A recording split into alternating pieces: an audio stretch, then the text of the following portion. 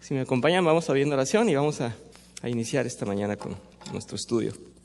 Señor Dios nuestro, te damos tantas gracias, Señor, por tu gran misericordia, por tu gran amor, porque nos has reclamado como tuyos, porque nos has traído a ti.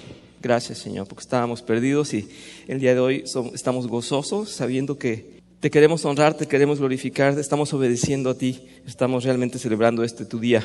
Y queremos, Señor, que nos sigas instruyendo, queremos comentar de tu palabra, aprender más de ti, de cómo hacer, de cómo vivir nuestra vida cristiana.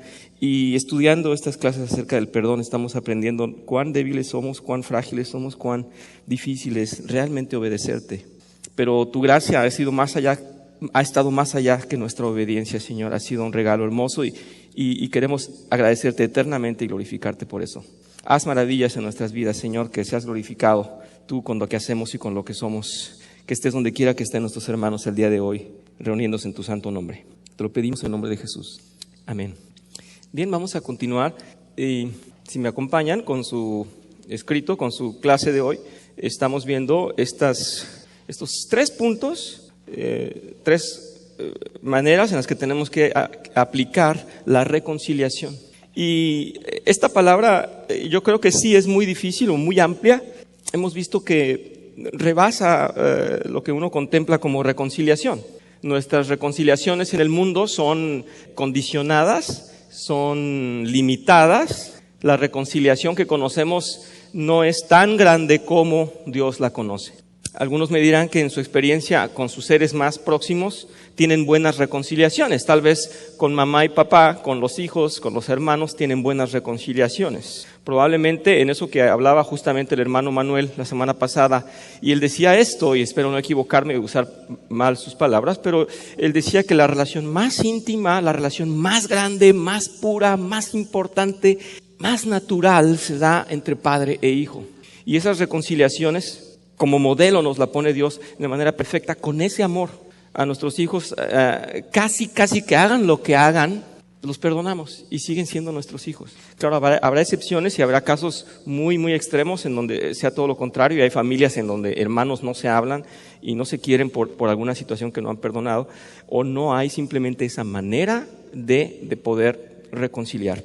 Y creo yo que aunque nos queda muy alto la tarea o el propósito en realidad de cumplir como Dios manda, sí es un ejercicio a hacer. Y con esto quiero hacer énfasis en lo que he hablado tanto en esta clase y sobre todo en estos 2 o 3 capítulos últimos. El hecho de que yo diga que es difícil no quiere decir imposible. Yo solamente me estoy semejando a ustedes porque todos en realidad sufrimos de esto. ¡Qué difícil! Pero sí se puede, con el poder de Dios, con el poder del Espíritu Santo, sí se puede. Así es que, por favor, no me malinterpreten, yo no soy el pesimista que viene a decirles aquí enfrente que no se puede, al contrario, vengo a decirles, está difícil, pero con Dios sí se puede, y solamente con Dios, es lo que quiero decir. Así es que una vez dichas estas cosas, los invito a que veamos de las 3 maneras o de las 3 áreas en las que tenemos que trabajar para reconciliar bien. Vemos la segunda parte. La primera fue en pensamiento. Recuerdo mucho, y este es un extra que les regalo. Mi abuela fue católica, yo fui criado católico, mis papás son católicos, pero mis abuelos tenían una tradición muy acentuada y siempre orábamos con mi abuela, y recuerdo de las palabras donde decía que he pecado en pensamiento, palabra, ¿verdad? Obra y omisión. Obra y omisión. De la omisión, ¿qué era? Pues lo que no haces. Aquellas cosas que debiste haber hecho, que son buenas, pero que no las hiciste por flojera, por desidia, porque no quisiste participar. Bueno, y eso, palabra, obra y omisión. Bueno, la obra yo creo que incluye la omisión, es la haces o no la haces, entonces hay que hacer la buena obra. El autor él no tenía una abuelita católica como yo seguramente, pero está diciendo que la tercera manera o la tercera área que hay que trabajar sería la acción. Pero vamos a ver, ya dijimos en la semana pasada que lo más importante es que cómo Dios destruye nuestros pensamientos y los moldea a su manera. Y como ya no pensamos como nosotros, tenemos que pensar como Dios piensa. Así es que las ofensas tienen que tener un manejo diferente, no como reaccionamos en la carne, realmente como Dios nos manda. Y ahí tenemos que derrumbar nuestro ego, nuestras maneras de pensar, rendirnos a Dios. Había un comentario en uno de esos filósofos en el que decía, tú puedes aprender cualquier cosa, pero siempre seguir con tu opinión. Y yo decía, qué barbaridad. Pues entonces, ¿qué aprendo? Cuando aprendo, sí, instalo en mi mente realmente cosas nuevas que van a destruir las pasadas. Por mi ignorancia tenía un entendimiento errado. Al aprender, Tengo que derribar lo que había antes. Si no hubiéramos sabido esto, pensaríamos que la tierra es plana. Porque yo creía que era plana, pero cuando fui a estudiar me dijeron que es redonda. Ah, muy bien. Entonces ya derribé el pensamiento que decía que era plana. Yo no puedo conocer a Dios y seguir pensando como yo quiero. Y seguir dirigiendo mi vida como yo quiero. Si conozco a Dios, sé que me debo a Él, que le quiero agradecer, que quiero imitarlo, que quiero obedecerlo en todo. Y entonces mi pensamiento debe ser derrumbado. Por eso decíamos, lo más importante es derrumbar el pensamiento. La manera de pensar es el primer paso. Vamos a la segunda, por favor. Dice en palabra. Y vamos a ver esta cita que yo les tenía acerca del perdón, que me encanta. Dice, vayamos al Calvario para aprender cómo hemos sido perdonados. Quedémonos ahí para aprender a perdonar. Y esto lo dice Charles Spurgeon. Definitivamente podemos tomar cada uno de esas frases por separado. El número uno es ir a ver, realmente pararnos ahí, situarnos ahí para ver cuánto ha pagado el Señor por nosotros, con su sufrimiento, con su entrega, con su martirio. En realidad, ir ahí, estar situados en cómo se pagó por nosotros y quedarnos ahí, no movernos, quedarnos para practicar cómo perdonar sin condición, entregándolo todo a la hora de dar el perdón. Y dice así nuestro texto, dice, según da a entender Lucas, capítulo 6, versículos 27 y 28, dice, amen a sus enemigos, hagan bien a quienes los odian, bendigan a quienes los maldicen, oren por quienes los maltratan. El principio de reemplazo se aplica a sus palabras así como a sus pensamientos. Al hablar a otros acerca de la persona que lo ofendió, propóngase hablar bien de esa persona. Exprese aprecio por las cosas que ha hecho o llame la atención a sus cualidades favorables. Haga lo mismo cuando hable con el ofensor. Elogie, agradezca o aliente. Bueno, está grandísima la tarea.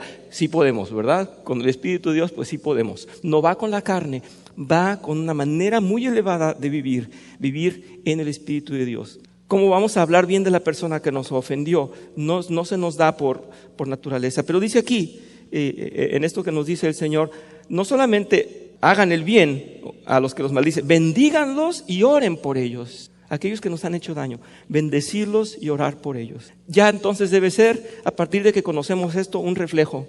Me hizo daño, voy a orar por él. Ay, es difícil. Bueno, vamos a cambiar el código, ¿verdad? En la mente vamos a cambiar la manera de pensar y ahora tenemos que pensar así. Y decirlo, y que nuestras palabras realmente sean de bien hacia aquella persona que nos ha ofendido o con quien tenemos ese conflicto en el cual estamos nosotros como dolidos. Adelante el texto dice, el Señor Jesús nos exhorta a posicionarnos mucho más alto que los eventos que nos han afectado, por encima de la situación y las circunstancias que han afectado a nuestra persona. Es decir, que realmente nuestra persona, ya siendo de Dios y teniendo a Dios dentro de nosotros, no se debería ofender ni lastimar por cosas mínimas, por cosas, aun cuando son dolorosas en la carne, debemos mantenernos muy alto, mucho más alto que eso. Que decimos en el mundo que no nos rebajemos, ¿verdad? Que no nos vayamos a poner atención a cosas pequeñas. Cualquier cosa para el Señor es más pequeña si nosotros tenemos en mente que tenemos el Espíritu de Dios. No podemos dejar de perdonar, y esa es una constante en nosotros. Hemos de actuar en razón y no por reacción. Esta frase dice muchísimo en razón. Dice, las instrucciones del maestro son basadas en la sabiduría e inteligencia, en propósitos espirituales y no efímeros y carnales. Es lo que estaba diciendo el Señor Jesús cuando estaba dando instrucciones así. Dice, si vamos por el mundo reaccionando según nos traten y actuando por reflejo, estaremos perdidos y a merced de cada circunstancia que se nos presente. Creo que tendremos que reflexionar. Algunos de ustedes han oído esta frase, yo creo que sí, en todo México se dice, y todo hombre yo creo que piensa así, pero en principio decimos, a mí como me traten, trato. ¿Nos gusta esa frase? Pues nos gustaba antes, ya no nos puede gustar. Si mi naturaleza es santa, si yo estoy hecho para honrar a Dios y para bendecir, yo no debo maldecir, yo no debo albergar rencor, yo no puedo practicar el odio con todas sus consecuencias, yo no puedo tenerlo en mí, el odio, yo no puedo odiar. Si algo hay que odiar es el pecado, dicen los apóstoles. Entonces, como me traten, trato, entonces te falta carácter. No tienes entonces esencia. ¿Cuál es tu esencia? O eres bueno, o eres malo, o eres perdonador, o eres tolerante, o no eres tolerante. Como me traten, trato. ¿Se dan cuenta de lo importante que es realmente tener cuidado con las frases? Yo dije algo la semana pasada y me gustaría, porque sí hubo un par de personas que no vi sus rostros muy acorde con lo que yo estaba diciendo. Yo decía, y lo tomo porque es importante aquí, que no es posible ser cristiano y tener un alimento diario de diferentes filosofías y llamarme cristiano. Y tener un poquito de alabanzas, un poquito de filosofías del mundo. Y me preguntaron y me hacían los ojos así como, ¿qué está diciendo? Bueno, como otras veces sí han sido muy directos y me lo han preguntado, lo quiero decir por aquellos que no hicieron esas caras y que tampoco se atreven a preguntar. Hay filosofías muy buenas, hay pensamientos muy buenos, hay ideas muy sabias, hay ideas muy justas que hacen honor a el carácter de Dios. Hay ideas muy buenas, muy positivas. Sin embargo, tendremos que ser muy cuidadosos a analizar cada frase porque es muy fácil y es muy sensible el hecho de que probablemente nos están llevando a la adoración, a la contemplación del hombre, a el beneficio del hombre, siempre cuidando al hombre y protegiendo los intereses del hombre, no dando la gloria a Dios. Así es que podemos escuchar que una persona es muy buena cuando nos diga como me traten, trato. Decimos, qué justo, qué justo. Si le hacen bien, él regresa un bien. Si le hacen mal, él regresa un mal. Es como la vida, es como la energía, es como la energía. Haces cosas buenas, vas a tener buen karma, ¿no? O no vas a tener karma, porque el karma es pagar las cosas malas, supuestamente. ¿Verdad que la filosofía se puede destruir delante de la palabra de Dios? No podemos decir como me traten, trato. Esta clase está dedicada a todo lo contrario. No podremos así resolver un conflicto. El como me traten, trato es fuente de un conflicto. Te hicieron una, la cobras. No vamos a parar el conflicto así. Y esas filosofías no nos sirven. Por eso digo que es muy peligroso. Yo sí he tenido amigos que hacen su meditación y van a su clase de yoga y van a instalar un cuarzo en la piedra de allá de la montaña porque la energía del pueblo tiene que cambiar con ese cuarzo. Y en el camino oyen alabanzas. Bueno, no se asusten. Todos hemos hecho parte de esto. Adoptamos filosofías y frases bonitas. Hay que tener cuidado. Así es que dicho esto, estamos diciendo que nuestras palabras deben ser cuidadosas y deben ser para hablar bien de la persona que nos hizo mal. Si vamos por el mundo, entonces dice aquí, según cómo nos traten, reaccionando según cómo nos traten y actuando por reflejo, estaremos perdidos y a merced de cada circunstancia que se nos presente. No podemos ser así. Dice en Proverbios, las palabras sabias producen muchos beneficios. No dicen que nada más halagan o le caes bien a la gente, producen que en realidad estés dando bendición. Insisto, estamos hechos para bendecir. La gran mayoría de nosotros, dice en el texto para ustedes, hablamos mucho y no cuidamos lo que decimos. Soltamos nuestra lengua y dejamos que muestre lo que sentimos en el momento. Deberíamos primero reflexionar y seleccionar las palabras que van a expresar pensamientos positivos, benéficos, saludables y amables. Nuestra nueva naturaleza nos insta a edificar y reconstruir a fin de reparar lo que se ha dañado. En pocas palabras, hablar siempre bien de la situación desde la perspectiva que hoy tenemos de la vida, ya que hoy tenemos recursos que el mundo no tiene, el Espíritu Santo, es decir, Dios en nosotros. Esto tiene mucho que ver con lo que dicen las Escrituras, y dice que toda circunstancia es buena para los que aman al Señor, ¿verdad? Todas las cosas son buenas para los que honran a Dios. Así es que de toda situación podríamos sacar pensamientos positivos. Deberíamos ser eternos optimistas, deberíamos ser constantes optimistas y encontrar las buenas cosas. Insisto, no es lo automático, no es lo más fácil, pero sí es lo que debemos hacer. Tenía una nota de aquí, se las doy nota para mí, pero les quiero recordar que quienes tuvieron en el siglo pasado la oportunidad de utilizar el telégrafo, se pudieron dar cuenta de cuánto cuesta una palabra, cuánto hay que resumir, cuánto hay que pensarle para en 2 o 3 palabras decir mucho y decir cosas buenas, ¿sí? Había el chiste aquel que no le surtieron latina, entonces puso una sola I con un signo de interrogación, ¿verdad? Y decía, I latina, pues se ahorró mucho. Tenemos que pensar así, tenemos que pensar que nuestras palabras, primero Dios, sean pocas y sean buenas. Cuando nos dice alguien, oye, a ver, ¿cuándo nos tomamos un café? A mí cuando los músicos, y lo hablo en serio porque yo tengo que representar al gremio de la música, cuando los músicos decimos, vamos a tomarnos un café, ¡wow! Llueven las críticas, oye, qué feo toca el otro. No, hombre, aquel es desafinadísimo, pero si el otro no da una.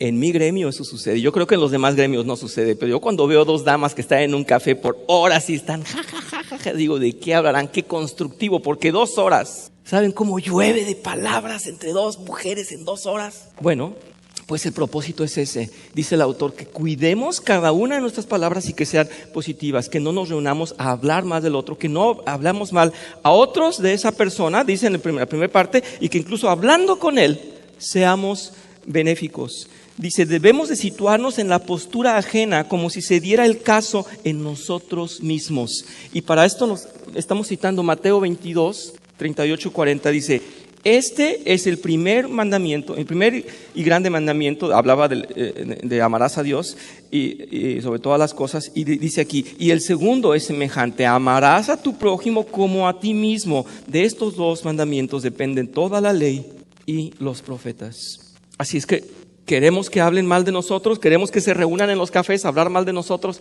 pues no hay que practicarlo entonces, ¿verdad? Ya les eché a perder su tarde, perdón. Pueden ir a comer una pizza o a pasear por la marina y no forzosamente reunirse a hablar de alguien, pero si lo hacen, hay que ser constructivos, hay que ser en realidad perdonadores, hay que ser en realidad benéficos, es lo que dice nuestro método. Cuando nosotros hemos ofendido a alguien y estamos lidiando con tal pena, quisiéramos que al agredido se le olvidara y pasara por alto la ofensa. Con mayor razón cuando le hemos mostrado nuestro arrepentimiento, pues desearíamos poder retroceder el tiempo y evitar la falta. Debemos entonces expresar palabras correctas y amables a quienes nos han ofendido, y también cuando hablemos con él será bueno ofrecer nuestro mejor trato. Este señor Timothy Keller dice, cuanto más te regocijes en el perdón que se te ha otorgado, más rápidamente perdonarás a otros. Está hablando de la gracia de Dios, está hablando de cuánto debíamos pagar y se nos ha perdonado. Cuanto más podemos regocijarnos en eso, más fácil podemos perdonar. Y en la vida del cristiano había un comentario de estos señores, lamentablemente, muchas veces la conversión y el primer amor es el primer tiempo en que realmente estás agradecido con Dios. Ay, Señor, me perdonaste, estoy aprendiendo de ti. Y después haces confianza. Y después dices, ya soy salvo. Y después te acuerdas de cuánto se te perdonó. Por eso empecé con esta frase el día de hoy de Charles Spurgeon. Espero que la lleven bien a casa y apreciar la manera en que se nos ha perdonado, porque así tenemos que ser compasivos con el otro. Dice aquí que si en realidad nosotros nos ponemos en la postura en la situación esta del ofensor, pues queremos que se nos perdone. Yo quiero que si a mi hermano Juan o a Lupita o a X les hice algo mal y estoy arrepentido porque lo hice, ya pedí perdón y todo, yo quiero que ellos no vayan a contarle a los demás. Yo quiero que eso se diluya, que eso ya pase. Yo no quiero que se reúnan a hablar de mí, que lo sepa alguien, que lo sepa un tercero, un cuarto, un quinto. Llega lejos. Yo no quiero que se hable mal de mí porque ya me arrepentí. Ok, me equivoqué, como todos se equivocan, por favor, perdónenme, ya pasó. Es lo que queremos, ¿no? Pues hagámoslo para el otro también. Adelante, dice, las palabras amables son especialmente importantes si la otra persona está luchando con la culpa o la vergüenza. Cuando Pablo se enteró de que un miembro de la iglesia de Corinto acababa de arrepentirse de un pecado serio, ordenó a los restantes miembros de la iglesia que lo perdonaran y lo consolaran para que no sea consumido por la excesiva tristeza, dice así, para que no se quedara ahí. Porque no es justo, porque no debe ser así. Segunda de Corintios, capítulo 2, versículos del 6 al 8, dice, para él es suficiente el castigo que le impuso la mayoría. Más bien deberían perdonarlo y consolarlo para que no sea consumido por la excesiva tristeza. Por eso les ruego que afirmen su amor hacia él. Por ello, entonces, seamos quien seamos, no importa el nombre, el apellido que tengamos, la posición que tengamos, si nos han ofendido debemos otorgar el perdón y debemos liberar a esa persona de esa culpa, para que tenga paz, para que descanse. Porque si no viviríamos, y quiero resaltar esto, viviríamos como un judío o un testigo de Jehová, que está pesando en la ley todo el tiempo. ¿Y quién va a pagar por ellos? ¿En qué angustia viven? Nadie ha pagado por ellos. Tengan armas para cuando los visiten estos testigos de Jehová, porque no hay solución para ellos. No hay perdón, nadie murió en la cruz por ellos. Por nosotros sí. Sentimos descanso, sentimos alivio, estamos liberados. Pues vamos a liberar a los que nos han perdonado. Vamos a liberarlos, es lo que está diciendo Timothy Keller en este pensamiento que se los dejo también ahí, porque tenemos nosotros que liberar al otro, no importa lo que nos haya hecho, tenemos que liberarlo en algún momento. No tiene por qué pagar para siempre. El castigo que es para siempre es el que Dios va a dar en el infierno. Tenemos un Dios que es eterno, que hace las cosas de manera eterna. Si nosotros nos ha dado el perdón eterno, el castigo eterno estará en el infierno. Nosotros no vamos a mandar a nadie ahí. Y no podemos hacer que su vida sea un infierno. Eso no nos pertenece a nosotros. Tiene raíces muy profundas, compréndanlo bien. Dice aquí, el apóstol Pablo sugiere que se trata de alguien que ha reconocido su error y se ha arrepentido y que luego de mostrarse como pecador, espera ser perdonado. La iglesia debe mostrar el amor que Cristo nos ha manifestado en la cruz y abrazar al pecador arrepentido. Esos somos todos y cada uno de los creyentes, pecadores arrepentidos. El que diga que no sé qué está haciendo aquí. Somos pecadores arrepentidos, ¿cierto? Un día nos encontramos con Cristo. Un día nos encontramos con la palabra de Dios y dijimos, este soy yo, el que no conocía a Dios, el que estaba perdido, el que no tenía solución, el que sin Él estaba muerto. Cada uno de nosotros somos pecadores arrepentidos. Mucho gusto. Sí, gracias Lupita. En Gálatas 6:1 dice, hermanos, si alguno es sorprendido en alguna falta, vosotros que sois espirituales, restaurarlo con espíritu de mansedumbre, considerándote a ti mismo, no sea que tú también seas tentado. Este estudio lo vimos con el hermano Manuel. Sí. Y en parte eso de que uno esté continuamente aprendiendo, viniendo a los estudios, congregándonos, eso es el que finalmente es lo que realmente nos va a hacer cambiar y realmente actuar de la manera en que Dios nos está diciendo. Muchas veces cuando alguien peca, a veces lo señalamos y como si nosotros no fuéramos a pecar o sí, como si no pecáramos y somos pecadores aún en proceso de santidad. Entonces a lo que voy es que muchas veces nos enfrascamos con alguien que está señalando a alguien y como que nos gusta a veces un poquito como que no, sí, nos gusta mucho. Nos gusta mucho estar señalando al que pecó. Es que el hermano, es que la hermana, esto y lo otro, pero sí, muchas veces pues debemos de pedirle a Dios que nos ayude a superar eso, que todavía, bueno, a mí a veces me cuesta trabajo, ¿no? Y caer en esos señalamientos. Entonces tan importante es que sigamos pues firmes en las enseñanzas y ir aprendiendo. Muy bien, Lupita, muchas gracias por tu aportación, tienes toda la razón. Sí, y el alimento de la palabra de Dios es constante, ¿verdad? Para que nos esté recordando esto. ¿Sí? Así es que si queremos poner los ojos en un pecador, pues veámonos en el espejo y ya podemos criticar a quien sea, porque el primero que está ahí somos nosotros mismos. Todos y cada uno de nosotros aquí tiene el perdón de Dios y la restauración que Él le dio. ¿Quién más nos va a culpar? ¿Quién más nos va a decir que somos indignos si el Señor nos ha perdonado todo? ¿Quiénes somos nosotros? Y decía en la clase pasada, el pensamiento de alguno que leí, ¿en dónde está entonces nuestro tribunal? ¿Más alto que el de Dios? ¿Nosotros vamos a juzgar más que Dios? Si Él ya lo perdonó.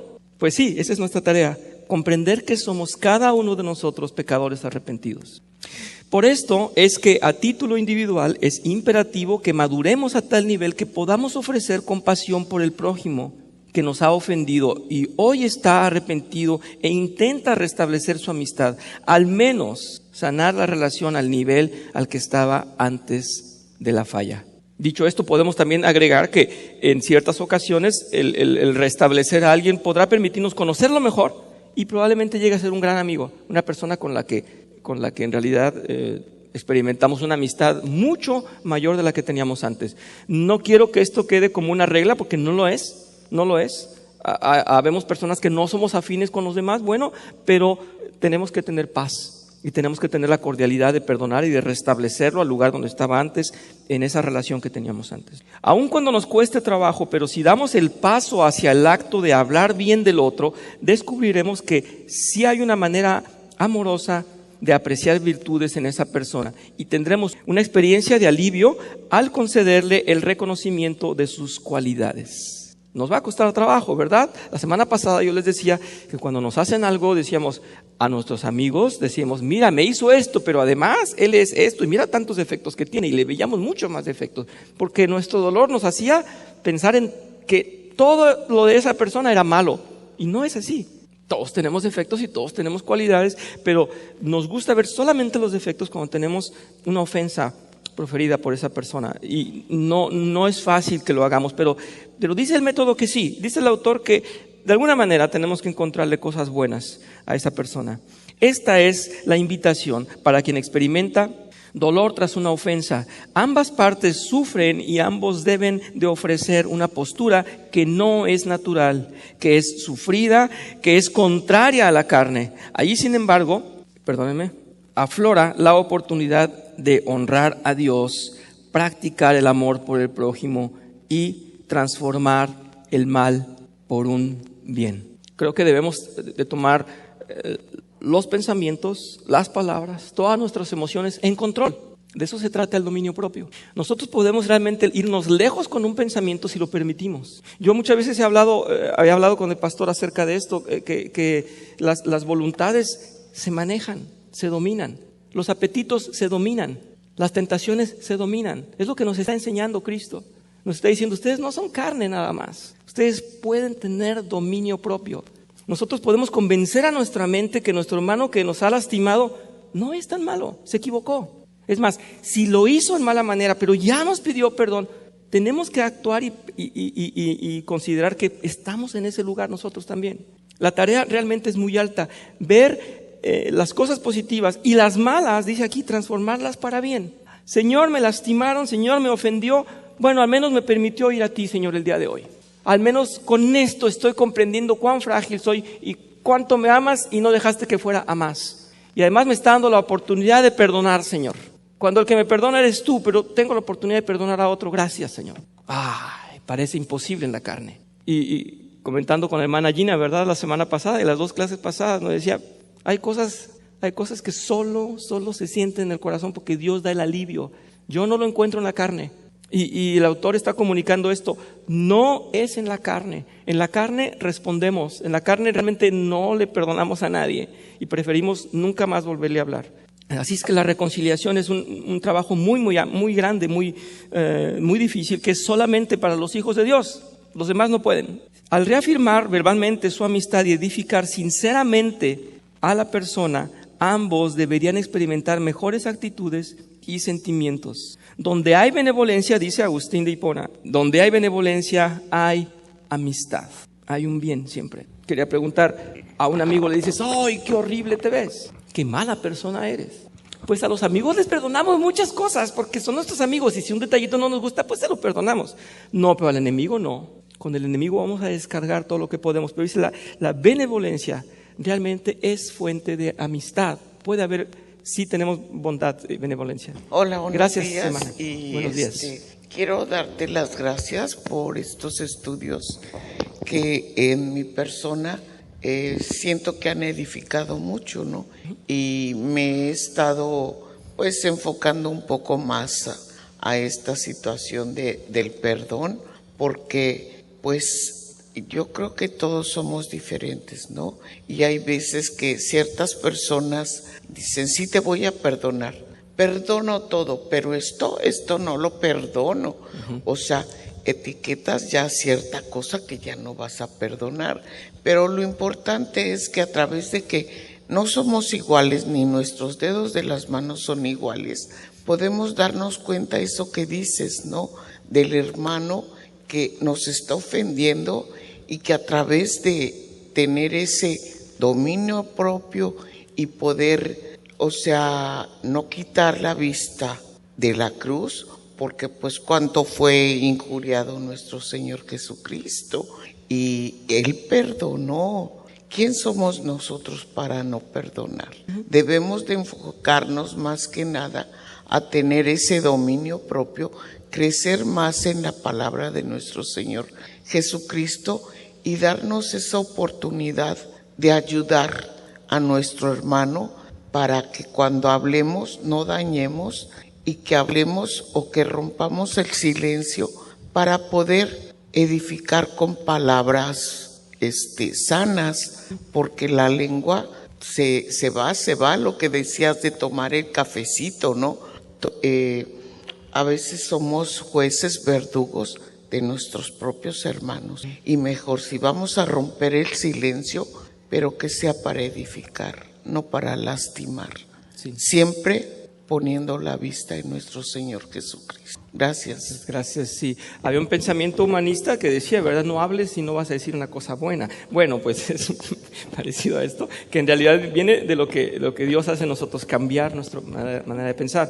Y sí, yo quiero comparar esto, quiero decir que podríamos pensar, bueno, me ofendió, lo perdono, no le voy a hacer nada, pero sí voy a decirle a todo mundo lo que me hizo.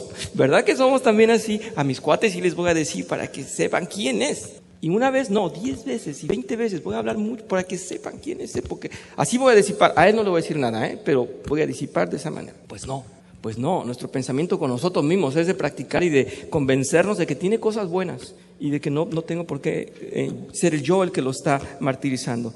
Dice aquí para terminar, dice de este modo nuestras palabras pueden obrar de buena manera en el proceso del perdón.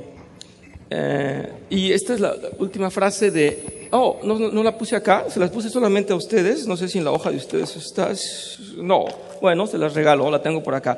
Dice, ¿encuentras difícil perdonar a alguien que te ha lastimado? Te va a costar trabajo llegar al cielo, dice Charles Spurgeon. Claro, sabemos que no podríamos llegar al cielo, pero solamente lo está poniendo, este sabio, lo está poniendo solamente con la iluminación de Dios, diciéndonos, así de difícil era que entraras al cielo. Si no puedes perdonar, no puedes ir con esa carne al cielo, no puedes ir con ese rencor al cielo. No está la hermana que nos hacía la pregunta la semana pasada, quería complementar la respuesta que le di la semana pasada, pero es que no se puede ya hablar de rencor si hemos perdonado. Es que es una contradicción. No se puede ir con rencor al cielo, comprendámoslo. Y si vamos a hacer, como decía la hermana Gina, que a ciertas personas o ciertas cosas nunca las voy a perdonar, date cuenta, no eres digno de entrar al cielo. ¿Conoces la gracia de Dios? Es para ti, no eres digno. ¿Quién merece de entre nosotros aquí más entrar al cielo? Pues nadie.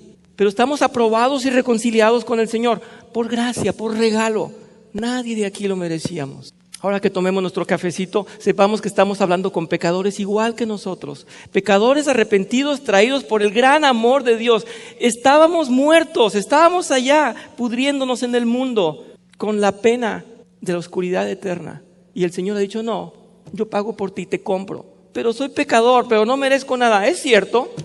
Pues yo digo que eres mi hijo y que te cuido y que vales mucho para mí. Pues con ese abrazo de Dios, ojalá podamos imitar esa compasión de Dios y que nuestro ego y que nuestro tribunal se desaparezca y se desvanezca y que sea el tribunal de Dios el que dicta quién es justo y quién es bueno y no nosotros los que castiguemos al hermano. Vamos a perdonarnos día con día. Es que les agradezco por perdonarme cada momento y por ser parte de esta iglesia. Vamos a orar, si les parece. Te damos gracias, Señor. Gracias infinitamente por ese perdón, por ese amor que no tiene medida, Señor, que ha rebasado todas nuestras faltas y todo nuestro mal. Porque donde había pecado, Señor, la gracia llegó y abundó y sobreabundó para cubrirlo todo. Para cubrirlo todo con tu santo amor, con tu gran misericordia, con tu piedad por nosotros. Señor, que seamos así, que algo de nosotros sea así, que aprendamos algo a practicar realmente, a practicar una vida cristiana, mostrando misericordia, piedad por los demás. Construye tu iglesia, Señor, y reconstrúyela cada vez con el perdón. Cuídanos, Señor, llévanos representando tu nombre y siendo cada vez pacificadores, reconciliadores, amorosos, de buenos pensamientos y de buenas palabras. Lo pedimos en el nombre de Cristo Jesús. Amén. Gracias.